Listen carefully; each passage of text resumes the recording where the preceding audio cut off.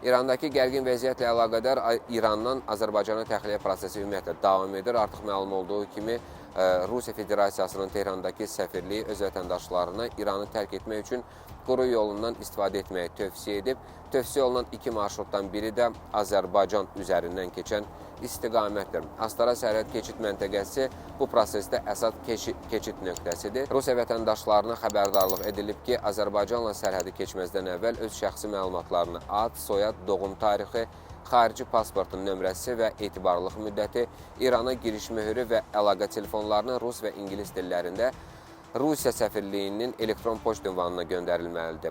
Bu, Azərbaycanda hələ də qüvvədə olan xüsusi karantin rejimi ilə bağlıdır. Rusiya səfirliyi həmçinin öz vətəndaşlarına İranda olduqları müddətdə küçədə foto və video çəkməmələrini, xüsusilə hücum anlarında sığınacaqlarda olmalarını və panikaya düşməmələrini tövsiyə edir.